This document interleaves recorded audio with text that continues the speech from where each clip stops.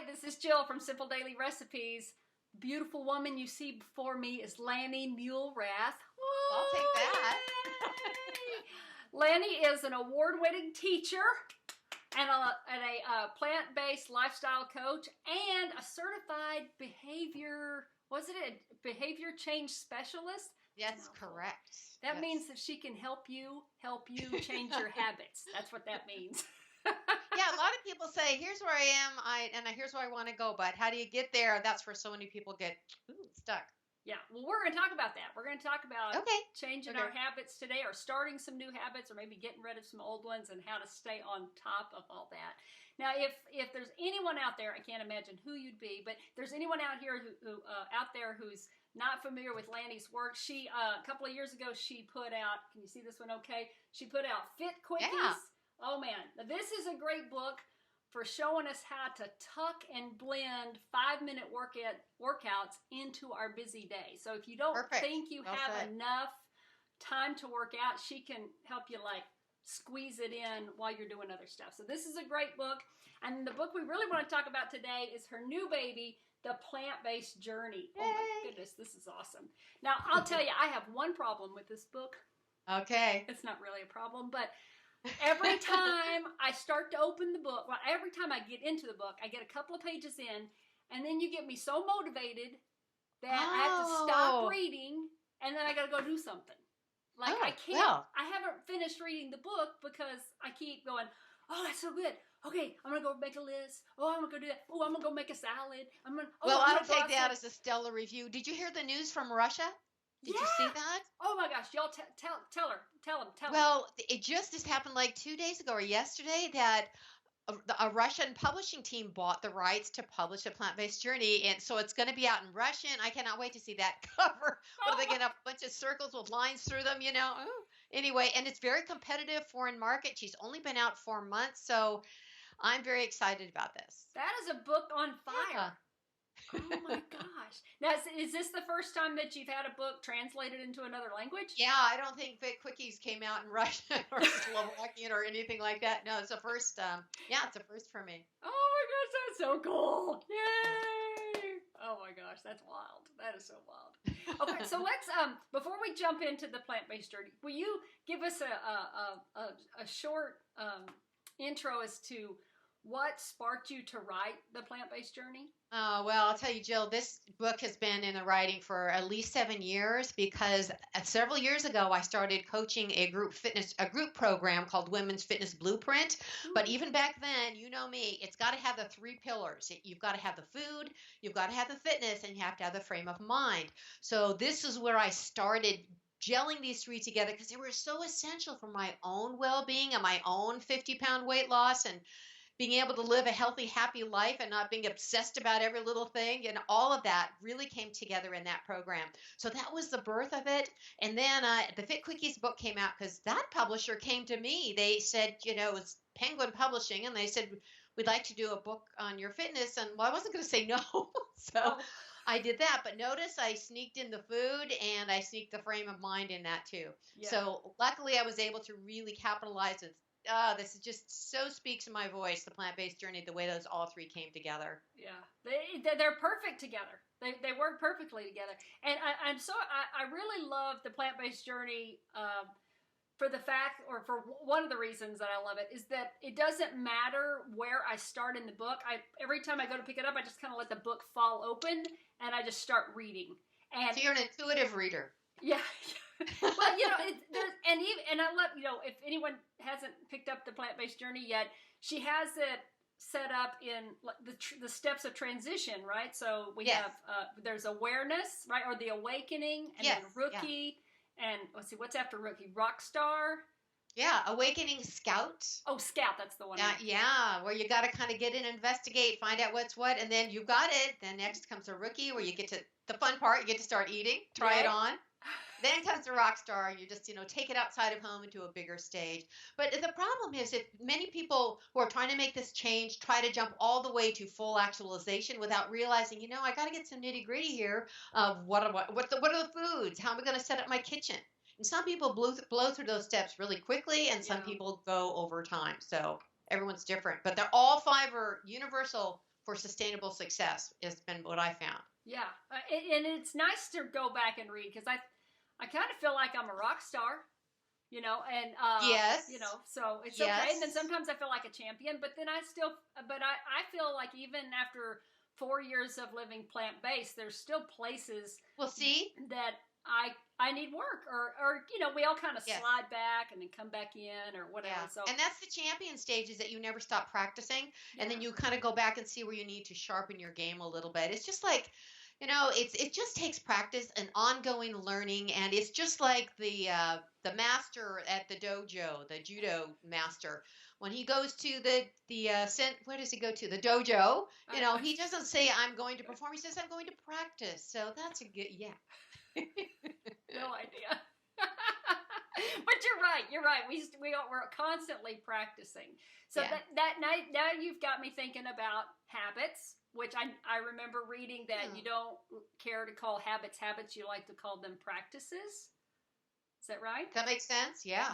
It does make sense, because we're always practicing and reinforcing what we're trying to do.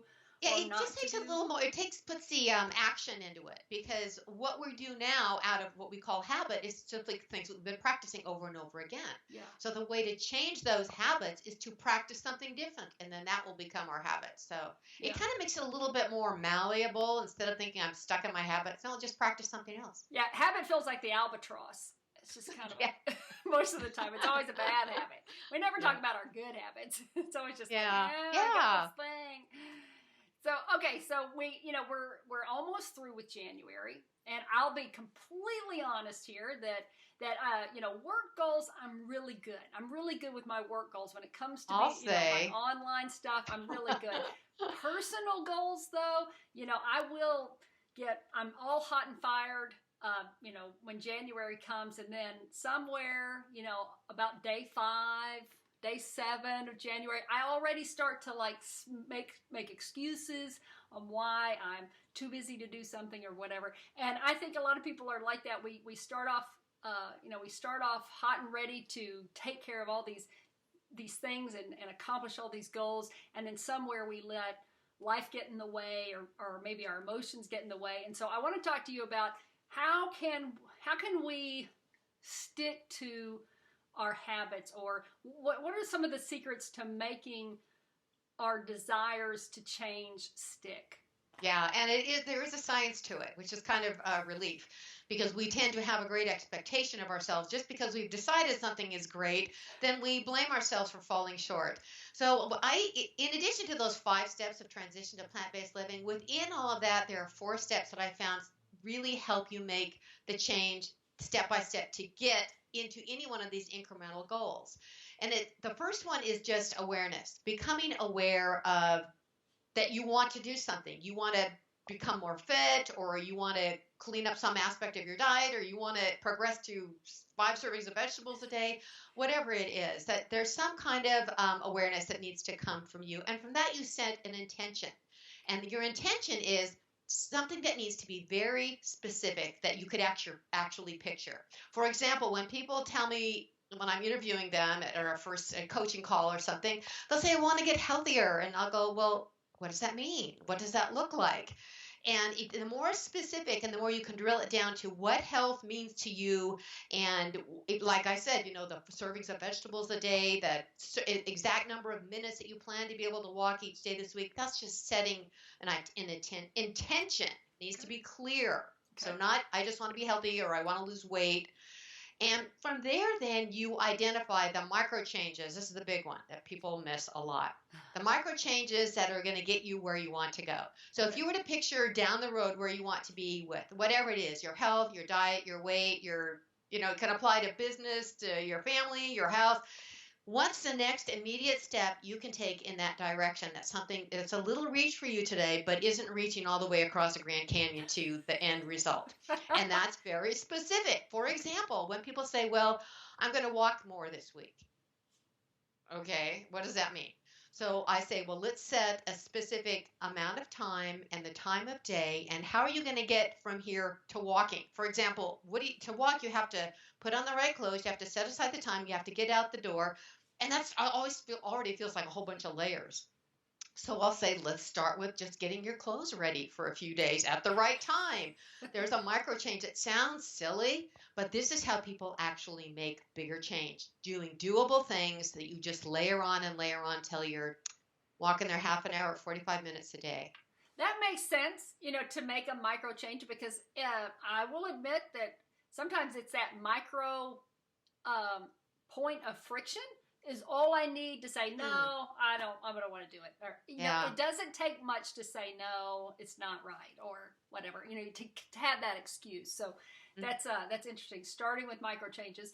And I can think of moments already, because I've been using an app to help me grow, to grow some practices and or to practice. It's called Productive, and you set up these small things that you want to do, like drink Sounds water good. in the morning, drink water in the afternoon. It's just a little reminder app, and that's very specific. Yeah, and there's all sorts of things, but nothing is like,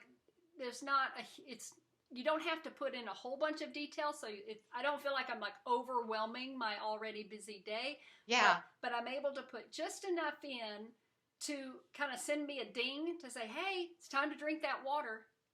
Hey, it's time to go stretch, or hey, you said you're going to go do some crunches. How about right now? And so that's a lot of fun, and I feel good when I do that, because I get to when I've had that extra glass of water, I get to swipe the app, and it goes, you did it.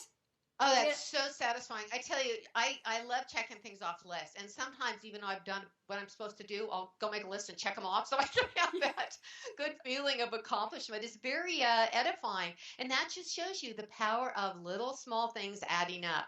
Yeah. And that certainly just keeps fueling me. I'm like, okay, I'm on yeah.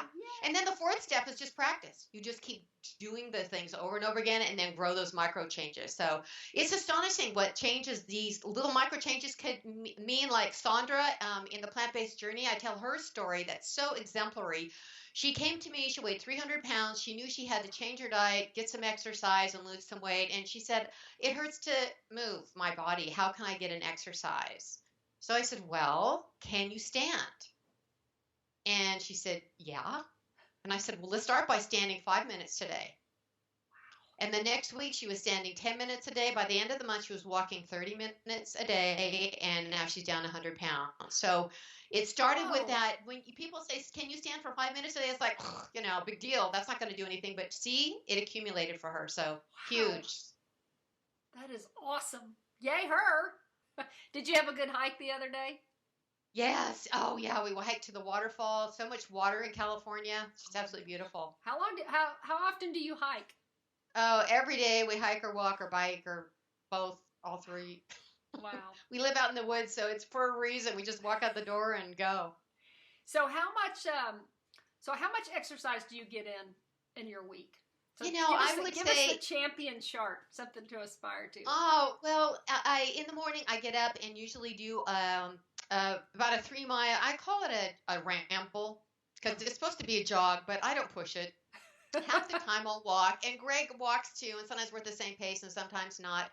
And then in the afternoon, we've been aspiring to take our mountain bikes out on a flat trail. I'm not, going up mountains and very competitive. And then 3 times a week, I'll do my Fit Quickies in a routine for my resistance training. So really, it's a matter of moving your body, enjoying your movement. I don't have a tall workout schedule that's, working with trainers and all that. It's just about the joy and movement. Oh, that's cool. And that sounds natural. Yeah, and I aspire to that because we all want something that these layers of artifice just stop us over and over again. And granted, there's going to be some learning curve if we've been inactive and we start becoming more active. If we've been not eating enough plant foods and we eat more, there's a little bit of a curve. But to make it too structured or too regimented or too rigid can backfire on us. Yeah, we get burned out really quick. All right, let's check. Let's see. No one has anything to ask? Well, that's because you've answered all the questions of the universe for them, Jill. So yeah, right. So, did we name all 4 steps to change? Yes, Awareness, then identify, and Set your intention, identify, and then practice them. And then micro changes. And I do have a free report on my website that goes through those 4 steps in a personal application to me. And anyone can go there and download that for free. I think it'll pop up when you go to LaniMuelrath.com, but that gives you an immediate takeaway. Those 4 steps are in the plant-based journey too, but if you don't have that, you can order your book and then go get this right away so you don't have to wait.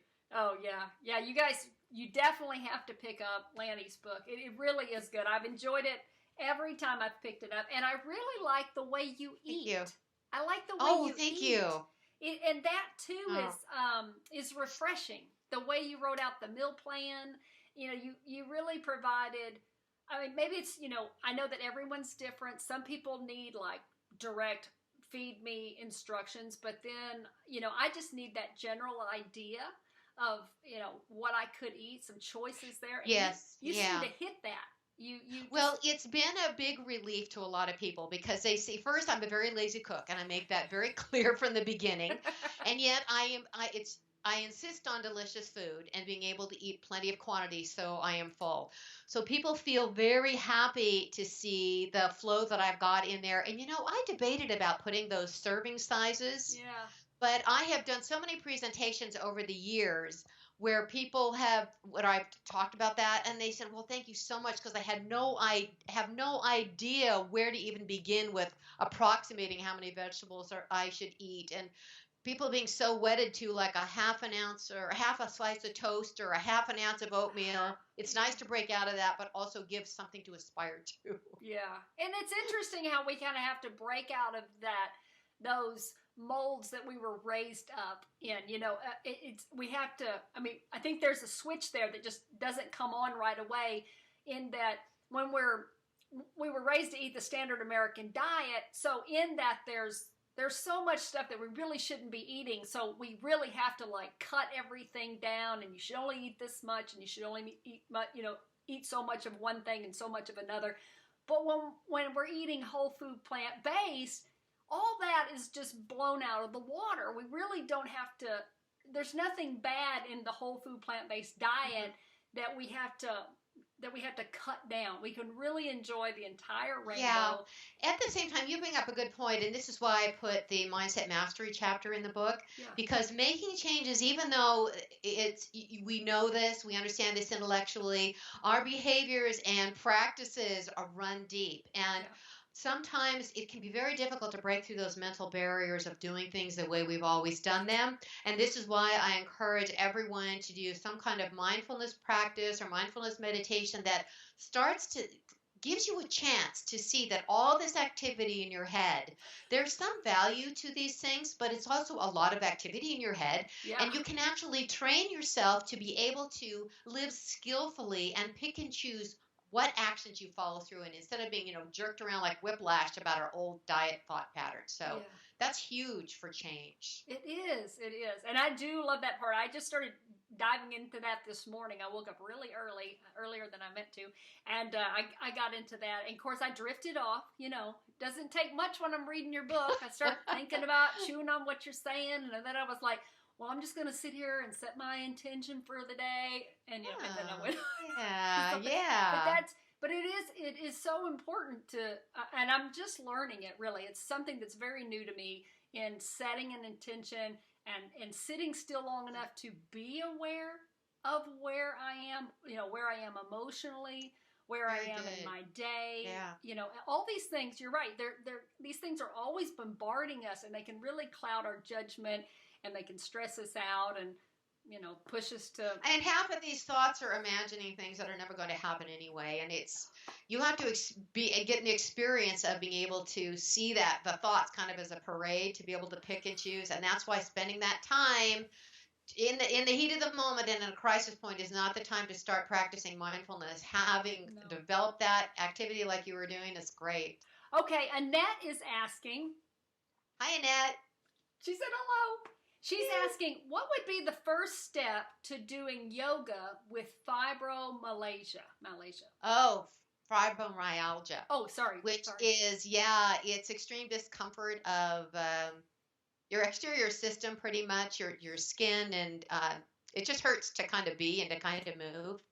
And I would actually work with a practitioner if I could. If you have a physical therapist that you trust or even a yoga teacher, I would go to them and get direct instruction because they would be able to connect with you exactly where you are. There's such a variety of difficulties with fibromyalgia, and some people have more serious cases than others. And I know it can be, once you get and start inflaming it, which you can do with physical activity, it can be problematic. So I think it would be worthwhile to you to work with a trainer even for a few sessions and get an idea. And I totally encourage that. Yoga was the first thing I started as a yoga teacher when I was in college, and it's kind of my roots and such a good way to get calm and centered and also connect with your body.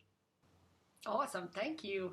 Plant Eater is asking, excuse me. Hi, Plant Eater. She asked, what is your take on sugar? I'm finding very mixed views in the plant-based community. Sugar is, I think there's nothing wrong with sugar on your food if it helps increase your enjoyment and it doesn't take over a big chunk of your calories for the day. If it's only about 5% or so of your calories, any kind of those condiments or things would be very minimal. But I will sometimes put coconut sugar on my oatmeal. I'll put sugar jam on my toast. Those kinds of things I am fine with. And you're right. There is that fine line where there are some programs and some approaches that say, don't even touch it or you're going to run with it.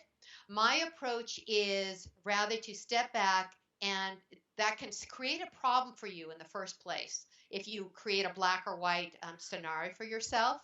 And to find out what is it that you want to achieve, what is it that's interesting to you about sugar, what is the fight that you're caught in with about whether you should have it or not, is it really a problem for you? Do you find that when you have your taste, you can't have a taste of it, you can't stop?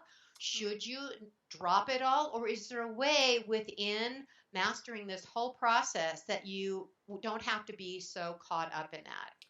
I think it's all women watching anyways. I usually want sugar most, at that certain time of the month. I get those cravings. I don't know if it's just hormones or what. What do you do about it? I usually go for the dates. Like I love. So you satisfy the sweet. Yeah, I will go ahead and satisfy the sweet. And, it's usually that overpowering feeling is only for a day or two. It's not like I'm, I feel it all the time. So I do recognize that it's like a temporary thing. But being, I always feel like I'm hopped up on hormones. I go ahead and I'll slit open a couple of dates and fill them with peanut butter, which is really rich. Yes. And I can only eat 2 of them. So I'm like, if I just eat this really rich date with the peanut butter in it, I can just like knock it out. Yeah. And see, that's a brilliant solution. Yeah. And the thing is, this is the kind of thing we want to do and also be at peace about it. Yeah. So many people might think, well, that's a great idea, but still struggle and spend half a day in angst over, I'm going to be as big as a house if I have peanut butter and dates. Yeah. Probably not. Probably if you satisfy that, or have a little sugar jam on your toast. Like I had raspberry jam and almond butter on my raisin toast this morning, and I'm not, clawing around in the kitchen looking for more sugar. And I think that there are some people who are sensitive as what they call sugar addicts, but the science tells us that those are primarily people who are really pounding down the sugar every day, have a tremendous obesity problem and a high processed foods diet. There are a lot of people, I think, in here who can shift into what's going on in your attitude and your mindset about what you are eating and enjoying what we eat and stop being so hard on ourselves. Yeah. Oh, I love it. I love it. You're so uplifting. Woo! Yay! I love her. Oh, I hope that answered the plant eater sugar question. Did that answer your question? I answered mine. I had some of my own. In my we just kind of got caught up in our own conversation. I just want to be sure. That happens around me. I'll take you on. We'll just talk all day. I told her we talk for 20 minutes. Gosh, damn. Okay. How is it that you can get younger looking? Like, looking at your cover of Fit Quickies. Yeah. You look younger now than you did. What are you doing? I don't know. And who can predict these things? We have a genetic component going on, but I'm just continuing doing what I'm doing and getting more and more enjoying and relaxing over this whole thing of living a good life, being mindful, eating plants. I I just want to invite everyone just to really look at the positive side and grow upon the positives that you are doing. And if you have points of tension around any of your relationship with food, eating, and your body, which obviously I have had through my life, which is why I'm so keyed in to this component of our lives, is creating this ease and making things more natural for us and being respectful of the environment, respectful of the other creatures on our planet. But grow that positive connection and try not to get caught in these tight little shouldn't do this, shouldn't do that, and look at the bigger picture. And write me anytime. I'm answering every email as best I can, so I'm happy to help you. And if I don't know the answer to a question, I can usually point you to the place where you can learn it, to the queen of all the questions of the universe, Jill, director. I was about to just give your website and just call it a day. Yes, and you know, for anyone that doesn't know right off the top of your head, just know you can go to LaniMuelrath.com, and everything that she has to offer us is right there in one website, and you can read more about her book. She offers coaching services. That's pretty cool. And oh man, you've got everything going on. You've got your blog there. You can watch videos where she's been on television talking about her book and talking about your recipe. You know, I did create a channel, Plant-Based Journey Television, on CBS channel. It's in the drop-down menu on Plant-Based Journey. Yeah. So all those 4 videos, because in the latest one, in case anyone listening didn't know, we featured her beefless tips beef stew. And you would not believe how excited the studio was. The aroma of that stew just filled the studio, and everyone's going, all the anchors are going, man, that smells good. And I left a bunch of bowls for them, and everyone was, as soon as the camera goes off, everyone boom, right on the food that I brought, which is good. And that's why I always bring dessert, because, you know, you do that. Yeah, you got to finish on a... So thank you again for sharing your recipe. We'll have to do more of that. Oh, well, thank you. That was very cool of you to do that. It was awesome. Well, Lani, thank you so much for being with us today and filling us up with things to chew on and motivation and encouragement. You are a lot. You truly are. Well, thank you, Jill, and all honors to you and all your work. I appreciate it. We make a good team. So thank you, everyone, for showing up. Yeah. And so we'll see you in Marshall, Texas at Health Fest 2016. If y'all don't know about that, you need to check that out. That's awesome. Yeah, that's April 1st. I'm going to be emceeing the Vegan Iron Chef in San Francisco coming up in February. Ooh. So if there's anyone in San Francisco area, this is going to be a chef-off between the winners of the last 2 or 3 years of the Vegan Iron Chef, and it's going to be a blast. So come out and get some good food, and we'll roast a few chefs. And that's cool. A lot of fun. Might even be singing something. Really? You sing?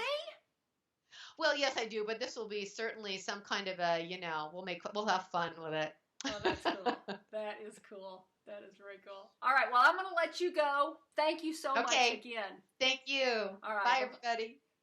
Before you go, I just want to thank you for watching and thank you for sticking with us. If you enjoyed this video with Lani Muelrath and you want to see more interviews like this one, please thumbs up this video and comment down below what you liked most and who you'd like for me to hang out with. Yeah, that would be cool. I'd like to know who you're interested in, and we'll see if I can't hook us up. Ooh.